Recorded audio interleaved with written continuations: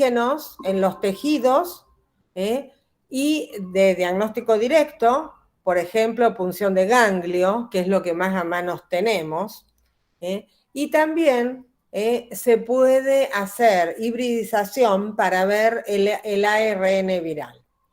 Como diagnóstico indirecto, podemos buscar IgM para enfermedad aguda y hacer la seroconversión con IgG como un marcador epidemiológico de quién tuvo Hanta. ¿Cómo prevenimos? No hay vacuna. Desratizar, mantener limpio, desmalezado. Algo muy importante, nunca barrer, por ejemplo, un galpón, una casa abandonada, barrer el polvo, así como está, sino siempre mojar el piso o mojar la escoba para tratar de no levantar ese polvo, porque ahí puede ser. Otra cosa, si encontramos ratones muertos, porque se enfermaron, no los agarremos, no los levantemos, tírenle cloro primero, lavandina, y lo dejan media hora y después los desechan. U otra, si encuentran ratones vivos o medios atontados, cásenlos veneno o trampera. No los casen con las manos, no los golpeen, porque en la sangre hay virus. Vamos a las brucelas entonces. Las brucelas la brucelosis es una enfermedad muy común en nuestro país, mucho más de lo que nosotros pensamos. Es una enfermedad crónica y ahora vamos a ver por qué. Las vías de contagio son todas, porque la brucela es una bacteria con múltiples factores de virulencia y es una de las pocas bacterias que pueden entrar por piel sana. Así que vía inhalatoria, conjuntival, por las mucosas, vía digestiva con leche o quesos contaminados, por la piel sana, por ejemplo, el tambero o el que ayuda a la vaca, el veterinario que ayuda a la vaca a parir.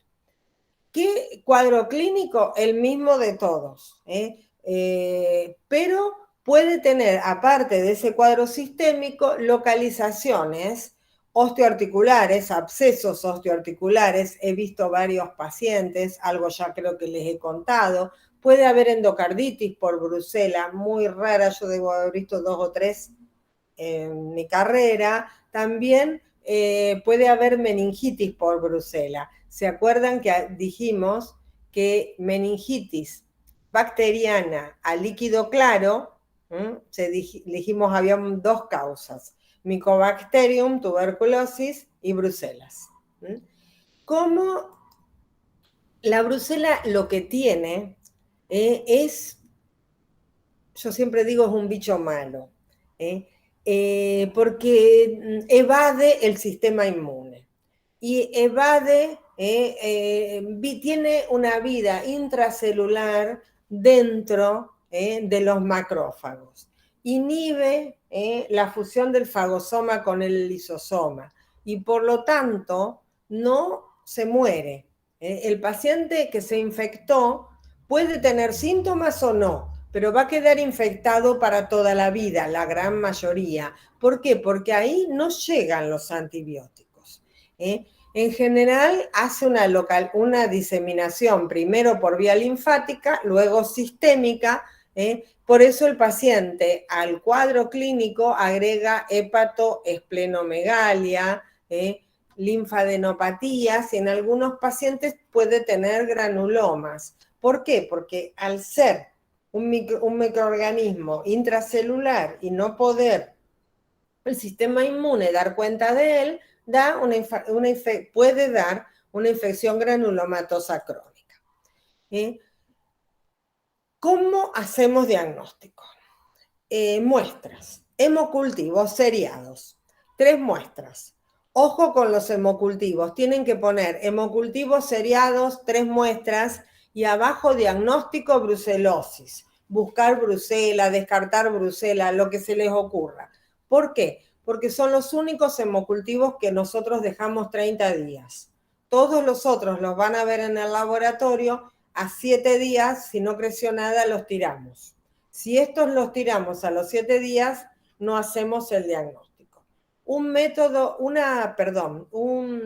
material que a mí particularmente me parece muy productivo para la recuperación de la bacteria. La primera recuperación es difícil. Es un bicho que crece poco y contagia un montón en el laboratorio.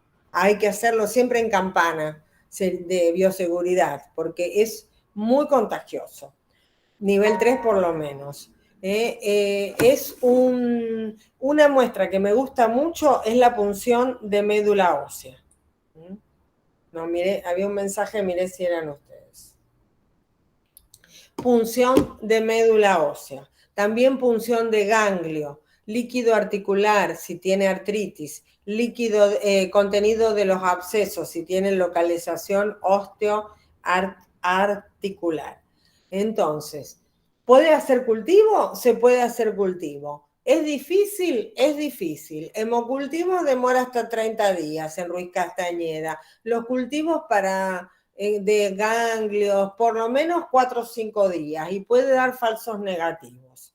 ¿Hay otra forma? ¿Hay genómica? Hay genómica. No se hace de rutina, se hace en estos lugares donde hacen especialmente zoonosis. Por ejemplo, el INTA de, no sé si es San Pedro, por ahí, San Pedro Campana. Y si no, usamos mucho el diagnóstico indirecto, porque son enfermedades crónicas en general. Buscamos anticuerpos, con técnicas de aglutinación, el rosa de Bengala, o la Hudleston, o la Wright, y son técnicas que tenemos que tener 2 técnicas positivas para dar el paciente como positivo para brucela. Y se hace con IgG la seroconversión en 2 semanas. Ahí ustedes van a ver que yo pongo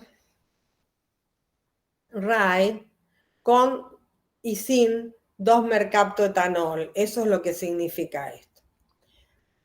Ya sé que la clase va para largo, pero quiero explicarles esto porque creo que en ningún lado está. Cuando hacemos una RAID, que es una aglutinación, hacemos una con el suero como está y otra que le ponemos 2-mercaptoetanol. El 2-mercaptoetanol captura las IgM de la muestra, si es que las hubiera. Si el paciente está cursando una enfermedad aguda, tiene IgM. Si lo que tiene es una enfermedad crónica pasada que se la infectó hace 10 años atrás, no tiene IgM. La clínica es por otra cosa.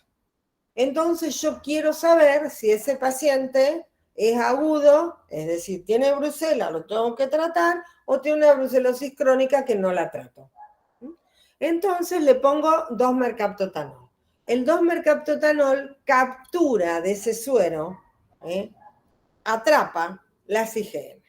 Entonces hago las 2 RAID, con 2-mercapto y sin 2-mercapto. Piensen ahora y me contestan. Tengo un paciente A, paciente Pedro, para hacerlo mejor. Pedro tiene con y sin 2-mercapto, la RAID me da positiva 1 en 80. Paciente Juan me da con 2-mercapto positiva 1 en 10 y sin 2-mercapto positiva 1 en 80. ¿Cuál de los dos, Pedro o Juan, tiene una enfermedad aguda?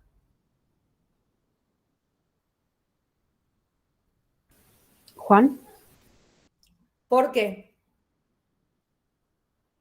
No los veo, así que hablen tranquilo, ni siquiera los voy a retar.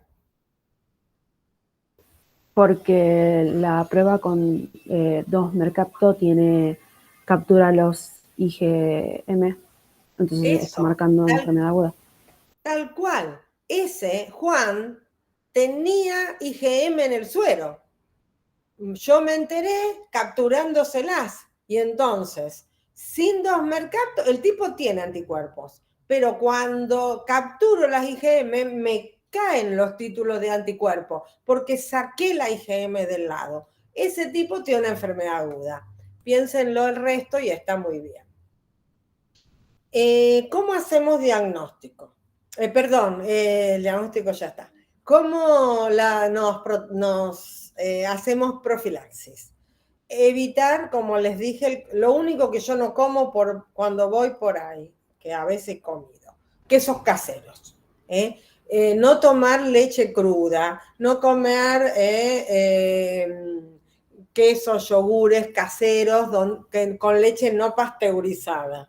Ojo, los veterinarios, la gente que trabaja en el campo, y en zonas endémicas hay que vacunar a los animales, no se vacuna al humano.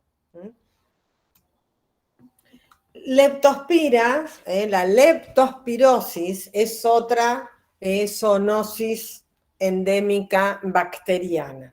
La bacteria es Leptospiras interrogans, es un bacilo espiralado, curvo, y el reservorio son o animales silvestres como roedores en general, carpinchos, ahora que están de moda los carpinchos porque fueron a Nordelta, y la gente se enteró que existe carpinchos, los porteños, ¿viste?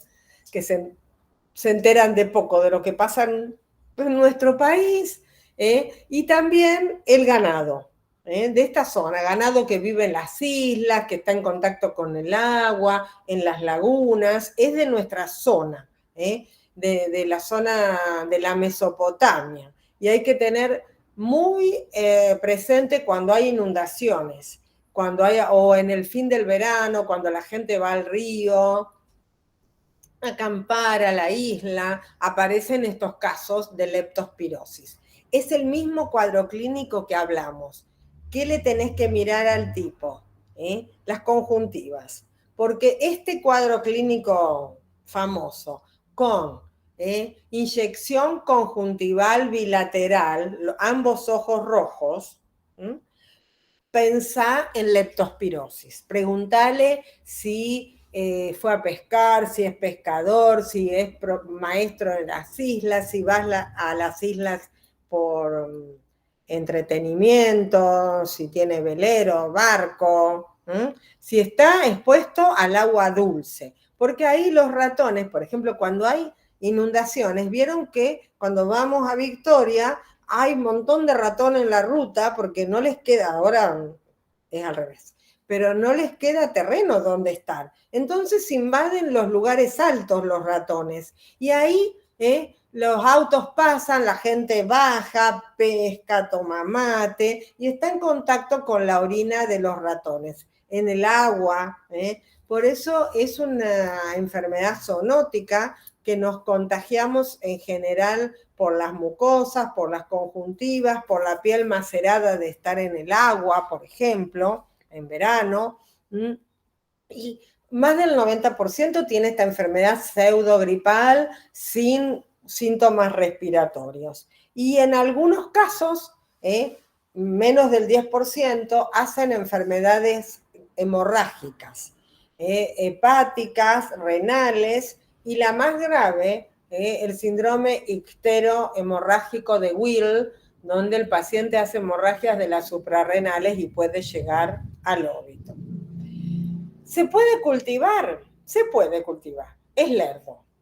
Así que en general hacemos el diagnóstico cultivándolo por un lado, pero tomamos muestras de sangre, hemocultivos, orina, urocultivo y también de líquido cefalorraquídeo, porque puede dar meningitis. Meningitis a líquido claro por leptospira bacteriana. Podemos hacer técnicas genómicas y campo oscuro. El campo oscuro es inespecífico, pero bueno, a veces cuando no tenemos plata es lo único que podemos hacer, porque como los hacemos los microbiólogos, que valemos poco. Entonces, desde el ratón se pueden contaminar los animales, tanto y el hombre. Se pueden hacer ELISA, lo que hacemos hoy Se puede hacer macro y micro aglutinación, pero lo que hacemos hoy son ELISA, y aparecen las IgM al 5.º día, así que es de mucha utilidad, es para marcar agudo. El ELISA es lo que es más fácil de hacer y está en todos los laboratorios. Empezamos con los parásitos. Faltarán unos 15 minutos, les aviso. ¿Se están yendo todos o están aguantando? Estamos acá, profe. Estamos acá, profe. Acá seguimos. Aguanten. Es una cuestión de aguante el asunto. Bueno, Trichinella spiralis. Trichinella spiralis es un metazoario. Dentro de los metazoarios es un helminto o gusano, pequeño. Que el reservorio habitual para el hombre es el cerdo. Comer chacinados. Jamón crudo, a esta hora qué rico. Jamón crudo, salamines, bondiola. Cocido no, jamón cocido no pasa nada. Todos porque resisten la salación, los quistes de Trichinella spiralis. Así que les doy un tips. Si viene un chacarero y les regala salamines, ¿no? Y ustedes ven al chacarero y dicen, oh, este será mugriento, habrá hecho control en el cerdo, ¿cómo miércoles criará los chanchos con los que facturó los salamines? Y tienen duda, pero el salamín tiene un olor, está espectacular. Les doy un truco. Pongan ese salamín por 15 días en el freezer, a menos 22 grados, freezer de la heladera. Al salamín no le hace nada, les aseguro. A los 15, 20 días lo sacan y se lo comen. Lo dejan descongelar y se lo comen. ¿Por qué? Tienen que aguantar, tener paciencia. Porque el frío de los menos 22 grados mata la larva enquistada de Trichinella spiralis. Así que, ante la duda, guárdenlo. Que el área es la zona rural, nuestra zona de los gringos, la pampa gringa, donde se producen la gran mayoría de los chacinados, y también en Cuyo, porque es famoso la producción de jamones crudos en Mendoza, San Juan, qué rico. Entre San Juan y Mendoza hay un parador que hace unos jamones crudos espectacular. Ay, me podrían invitar. No hay ningún sanjuanino que me invite. Qué lindo, me encantó. Después, algún día les voy a contar una historia para que se rían de mí en ese lugar. Hoy no puedo. En general, es una enfermedad que aparece por brotes, porque todos, o una familia que facturó, comen lo mismo, o un carnicero en el pueblo hace salamines y se infectan varios. Es raro que un salamín Paladini no te va a pasar. Es feo, pero no te va a pasar. Perdón si hay alguno que es Paladini. No te va a pasar, porque están controlados. Es facturas caseras, como dice la gente. Tiene todo el mismo cuadro clínico, pero algo muy importante, las mialgias son muy severas. El paciente tiene muy mal estado general. Y mirale los ojos, porque tiene edema bipalpebral bilateral. Cuando está el parásito en el intestino, puede tener diespeños diarreicos, síntomas gastrointestinales. Y en el hemograma va a tener una eosinofilia muy marcada. Es una de las enfermedades que da mayor recuento de eosinófilos. ¿Puede tener complicaciones? Puede, raras. Encefalitis, miocarditis, yo no vi nunca, oculares, pero es muy característico el mal estado general del paciente y el edema bipalpebral bilateral. ¿Cómo hacemos el diagnóstico? Bueno, el ciclo que está en cualquier libro es comer la carne cruda de cerdo que tiene la larva enquistada. Me lo como, ¿y qué pasa? En el intestino la larva se desenquista y va macho y hembra, copulan, el macho se muere y la hembra es vivípara, pone las larvas. Esas larvas lo que van a hacer van a ir por la circulación general y se van a enquistar en el músculo, en el corazón, en el hombre. Por eso tiene esa mialgia, porque tiene estas larvas enquistadas. ¿Cómo se contagia el chancho? El chancho se contagia comiendo ratones. Vieron que los chanchos son omnívoros, comen cualquier cosa, comen ratones con la larva enquistada. Por supuesto, criaderos clandestinos, sucios, le dan basura, salgan por acá, no me acuerdo qué ruta es, por Ovidio Lagos, y van a ver esos criaderos. ¿Cómo hacemos diagnóstico? Toda la vida se dijo biopsia de deltoides. Para encontrar esto, la larva enquistada por anatomía patológica. Es poco sensible, por ahí pasaste por al lado. Hoy yo, ¿qué hago yo? ¿Qué me gusta a mí? IgM. La IgM, búsqueda de anticuerpos, IgM en el plasma, está en el día. ¿Podés hacer de PCR? Podés hacer PCR. Pero si ya tenés una IgM positiva, es suficiente. En general, este paciente cuando te viene a consultar tiene una semana de andar dando vueltas y ve que no se le pasa y que no le viene la gripe y cada vez está peor y entonces viene. Pero también se puede hacer genómica y proteónica con Malditov.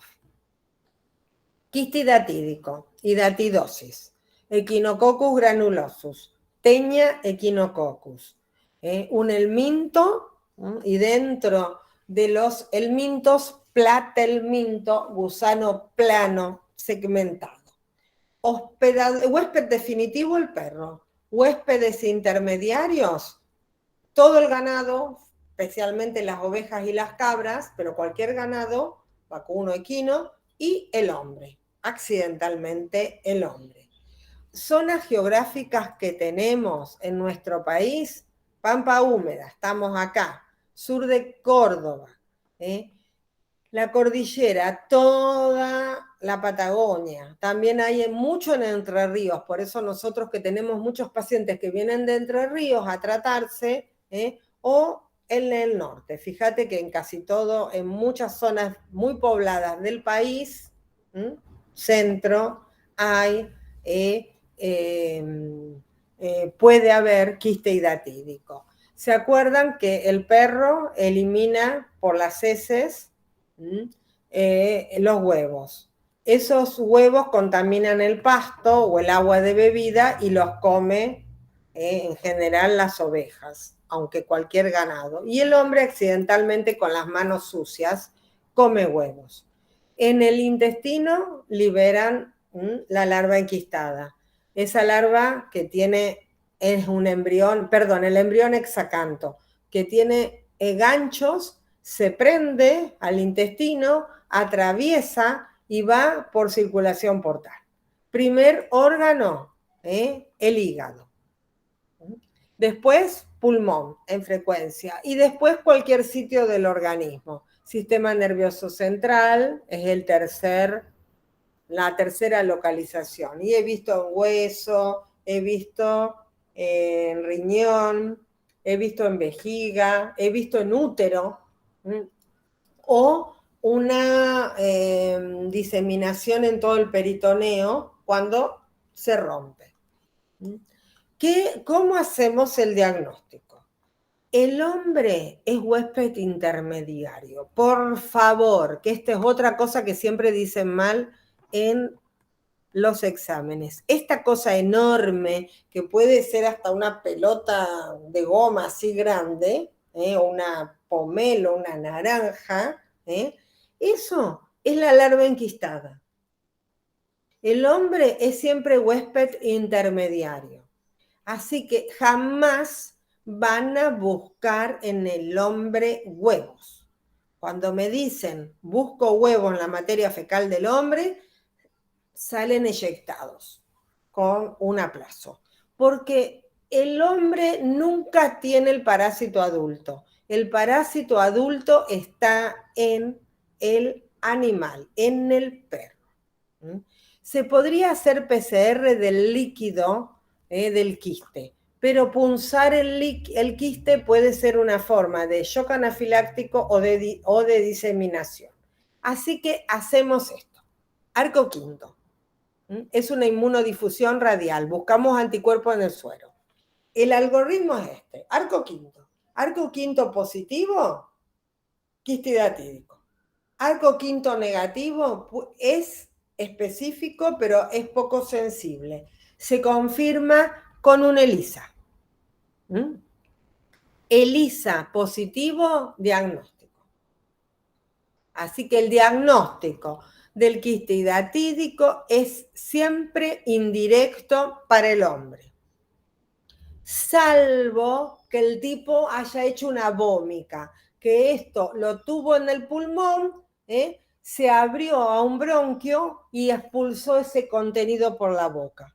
Entonces ahí puedo buscar los escoles, los ganchos, las vesículas prolíferas. Acá dice prolígeras, pero está mal, es prolíferas, se me pasó. Ahí puedo encontrar como mollejos de uva, que son las vesículas hijas que están adentro. Pero yo vi 2 veces vómica en 30 y pico de años de carrera, así que les diré que no es tan fácil. Toxoplasmosis, Toxoplasma gondii. El Toxoplasma gondii es un protozoario y es decir, un parásito unicelular, y los gatos son el reservorio. También otros felinos salvajes como gatos de monte, bueno, jaguaretés, todo eso, pero bueno, son más raros. Y infectan al hombre, a las ratas, a las aves, a todos los otros mamíferos, animales que están en relación al gato. Las vías de transmisión son por contacto con las heces del gato, por eso las embarazadas no deben escarbar la tierra, trabajar el jardín. También algo que nunca contestan en los exámenes, por comer carne cruda. Por comer carne cruda puede contagiarse la toxoplasmosis. Y también congénita de madre a hijo es una de las principales infecciones congénitas, como van a ver ustedes en pediatría y en tocogineco, perdón. Es un... esperen que no les dije algo.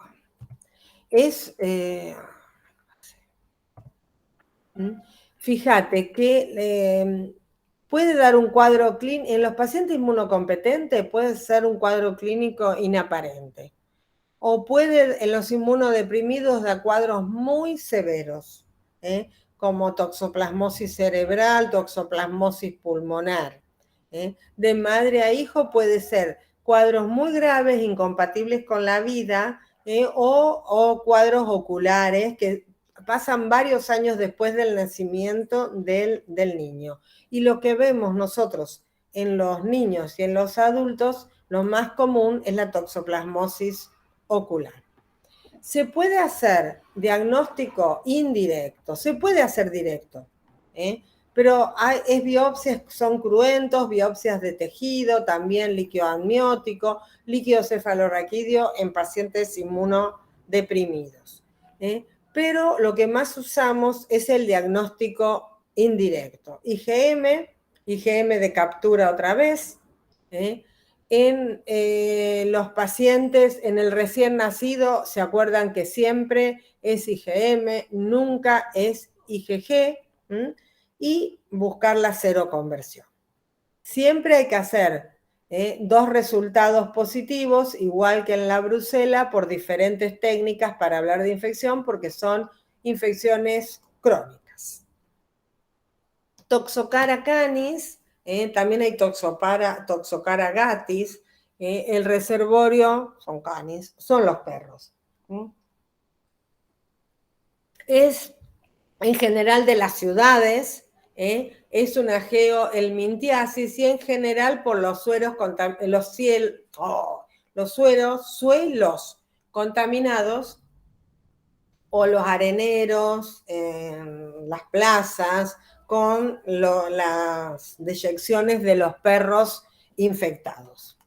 Y en general da infecciones oculares, lesiones oculares.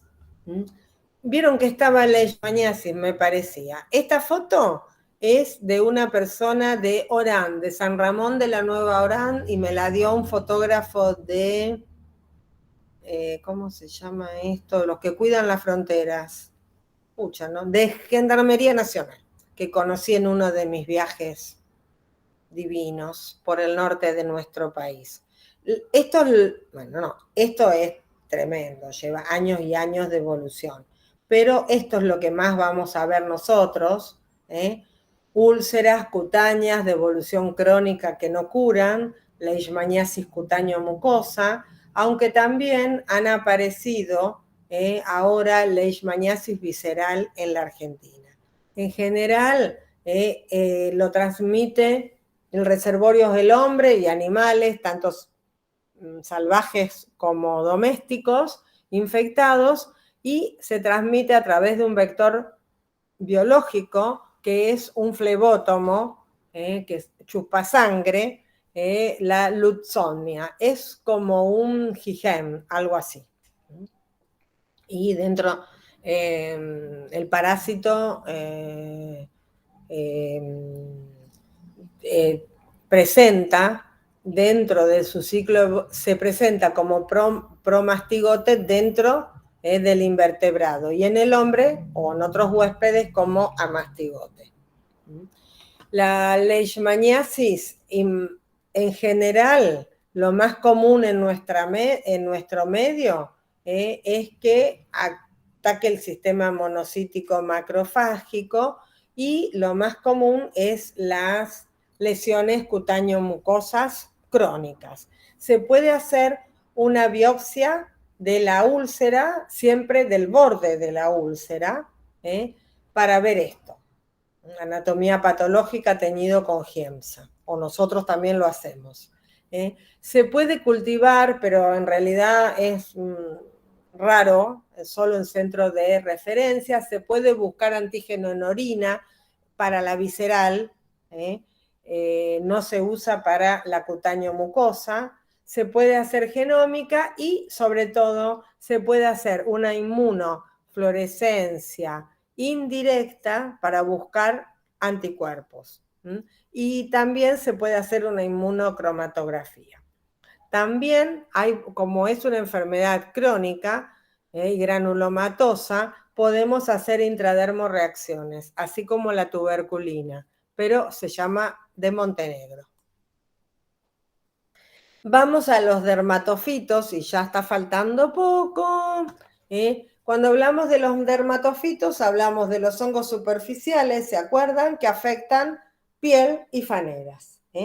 El Microsporum canis es el top 10 de esto. ¿Se acuerdan? El lindo gatito, perrito que el chico se lo pone por todos lados y después aparecen esas canchas en las zonas expuestas, siempre areolares, redondas, o las tiñas capitis, bien redondas que con pelos tonsurados. Ahora vamos a ver fotos. Y el Trichophytum. En general, animales domésticos, perros, gatos, pueden no tener daño en la piel, en los pelos, vacas, caballos. Fíjate, lo que te digo, canchas, y todo fondo sucio. Canchas en la piel, bien areolares, bien en escarapela. ¿Se acuerdan que la muestra es poner por debajo un porta y raspar y sacar una buena cantidad de todas esas escamitas? Observarlas en fresco, con hidróxido de potasio, y cultivarlas. Esto es un saburó, y esto que ustedes están viendo acá son colonias de Microsporum canis.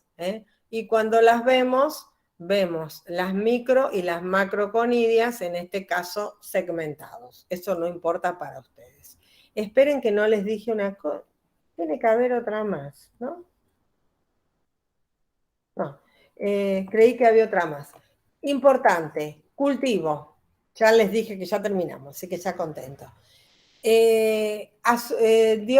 Hidróxido de potasio para ver las formas, directo. Y cultivo, acuérdense que los hongos superficiales crecen entre 15 a 20 días. Antes no va a estar el cultivo. Así que tienen que decirle al paciente, venga a verme dentro de 15, 20 días con el resultado del cultivo. Y hoy, cuando saco la muestra, puedo tener el directo, que ya me va diciendo, hay hongos. A lo mejor no me dice todavía cuál. Pero a lo mejor tiene poca cantidad, el directo no me da nada y en el cultivo aparecen 2 o 3 colonias. Por eso es muy importante hacer directo y cultivo de las tiñas, para no hacer tratamiento por las dudas que lo fueran y enmascarar otros cuadros. Las tiñas son molestas, antiestéticas, desagradables, pero nunca se transforman en micosis profunda, nunca o sistémicas, nunca dan enfermedades graves, solamente desagradables, antiestéticas. Bueno, ahora sí llegamos al final de una maratón. ¿Tienen alguna pregunta o ya no dan más y se quieren ir a comer?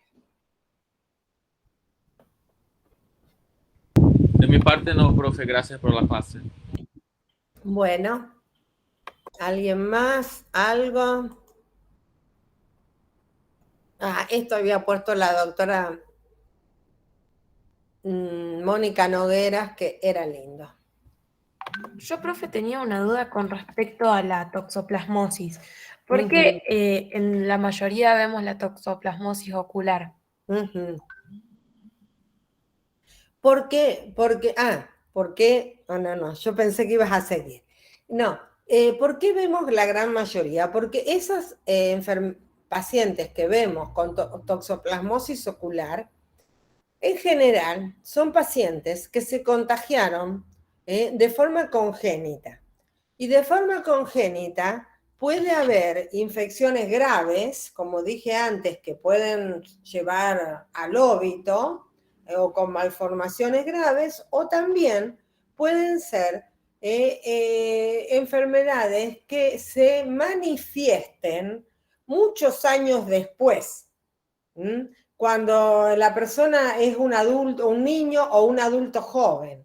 Esas manifestaciones oculares, en general, son evidencia del contagio intraútero. Por eso es lo que vemos habitualmente esas enfermedades oculares. No porque el paciente se contagió en el momento, sino porque ya está contagiado intraútero. Pero fue una infección leve, o huésped, agente y ambiente, como siempre, y el individuo logró no tener una manifestación grave, pero sí aparecen las manifestaciones en la retina muchos años después.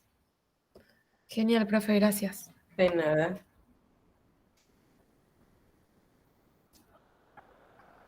Bueno, ¿listo? Bueno, nos vemos entonces miércoles que viene con infecciones de transmisión sexual. Son más cortas la clase y mucho más divertida. Más entretenida porque es más procas.